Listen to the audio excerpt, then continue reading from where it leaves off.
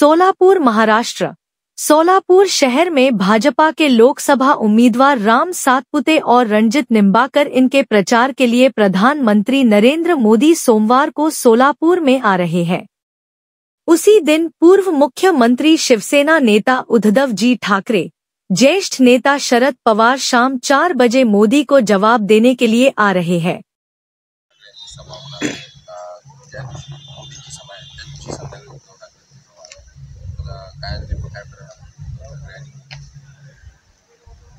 मोदीचं महाराष्ट्रात नाही देशातच काय राहिलं नाही। त्यांचा भाजपचा पालापाचोळा कचरा झाला आहे। कचऱ्याकडे बघायला आम्हाला वेळ नाही। उद्धव साहेबांची सभा ही लाखोच्या संख्येने होणार आहे, लाखोच्या पुढे जाईल अशा पद्धतीचं शिवसेना, काँग्रेस, राष्ट्रवादीची ताकद लावलेली आहे। आणि ताकद लावली म्हणण्यापेक्षा जी लोक भाजपच्या विरोधात चिडलेले आहेत। भाजपने 10 वर्षांमध्ये शेतकऱ्यावर अन्याय केला, सामान्य नागरिकांवर अन्याय अत्याचार केला, महागाई वाढवली। हे या भाजपच्या धोरणाला जनता कंटाळलेली आहे, जनता चिडलेली आहे। म्हणून भाजपला मातीत गाडण्यासाठी, भाजपला पाडण्यासाठी जनता खवळून उद्धव साहेबाला ताकद देण्यासाठी सभेला उपस्थित राहणार आहे।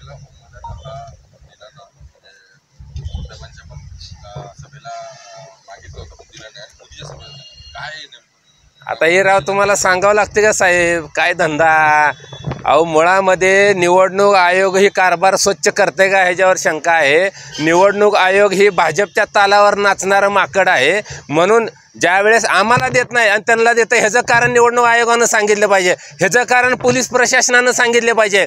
ज्या वेळेस विरोधी पक्षाला तुम्ही ग्राउंड देत नाही, विरोधी पक्षाला सुविधा देत नाही आणि तुम्ही भाजपवाल्यानं मागितल्या तुम्ही ताबडतोब त्यांना पाहिजे त्या पद्धतीने सुविधा उपलब्ध करून देता, पाहिजे त्या पद्धतीनं कागद बनवून देता, त्यांना ताबडतोब ग्राउंड उपलब्ध करून देता। ही नेमकं निवडणूक आयोगाची खेळी काय चालली आहे हे निवडणूक आयोगानं सांगितलं पाहिजे।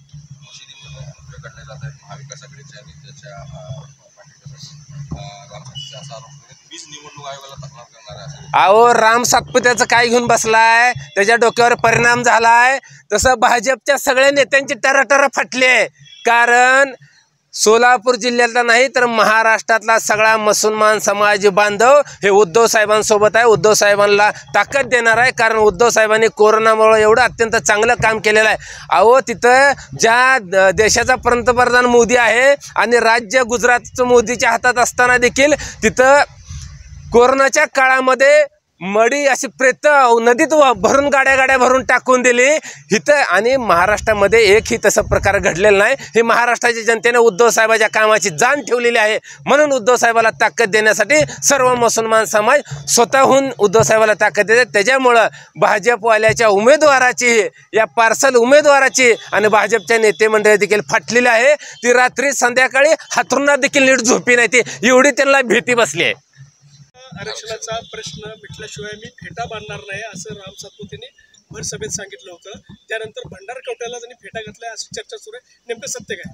राम सातपुते हे उपरे उमेदवार तर आहेतच, पण सोलापूरच्या लोकसभेचा त्यांचा कुठल्याही राजकारणाची यथाची आत्तापर्यंत संबंध आलेला नाही।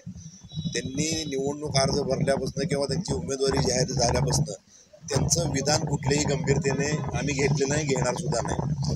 जेव्हा जरांगे पाटलावर SRTची चौकशी करा म्हटले होते त्यावेळेला राम सातपुतेने बाकडे वाजवून त्याचं स्वागत केलं होतं। जरांगे पाटील आज मराठा समाजाचे नेते आहेत। जरांगे पाटील हे मराठा समाजाचा आज 6 कोटी मराठा समाजाचा नेता आहे आणि त्याच्यावर जेव्हा SRT लागू झाली त्यावेळेला यांनी बाकडे वाजवले होते आणि आज म्हटले फेटा घालणार नाही आणि दुसऱ्या दिवशी भंडारकवट्यामध्ये त्यांनी फेटा घातला। त्यामुळे राम सातपुतेचं कुठलंही विधान या निवडणुकीत आम्ही गंभीरतेने घेत नाही। मी मराठा समाजाचा एक समन्वयक म्हणून म्हणा किंवा मराठा समाजाचा एक सर्वसामान्य कार्यकर्ता म्हणून सुद्धा काम करतो। सोलापूर लोकसभेमधला मराठा समाज राम सातपुतेला कदापि मतदान करणार नाही। फॅक्टरचा संपूर्ण राज्यातील लोकसभा मतदारसंघावर काय परिणाम होईल? सगळा परिणाम होईल। कारण जरांगे पाटलांनी सांगितलं, ज्यांनी लाठीमार केला, ज्यांनी आमच्या आई बहिणीचं रक्त रस्त्यावर सांडलेलं आहे, ज्यांनी वाशीमध्ये आम्हाला गुलाल उधळायला सांगितलं आणि तो लगेच नंतर बदल केला, सगळे सोयराचा शब्द काढला, ज्यांनी आपल्याला विरोध केलेला आहे अशा लोकांना, तुम्हाला स्थानिक लोकांना तिथं माहीत आहे, त्यांना मतदान करू नका असं सांगितलं।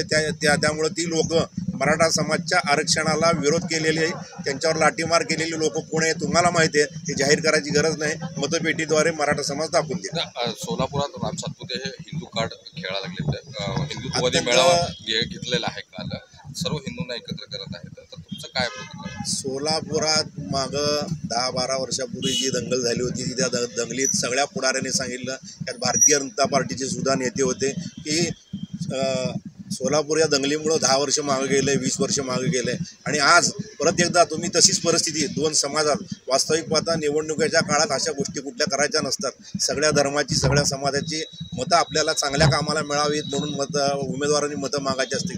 यापेक्षा दोन धर्मात ध्रुवीकरण करून जो अशांततेचा खेळ राम सातपुते करत आहेत, हा दुर्दैव आहे. आणि अनेक जण देव पाण्यात ठेवून बसलेली सभा फेल जाईल, पण आपल्या उन्हात सुद्धा प्रचंड मोठी सभा झालेली आहे. याच पद्धतीने माननीय उद्धव साहेबांची 30 तारखेला होती, पण शरद पवार साहेब म्हटले की आपण दोघंही जाऊन म्हणतोय, 29 ला त्यांचा प्रोग्राम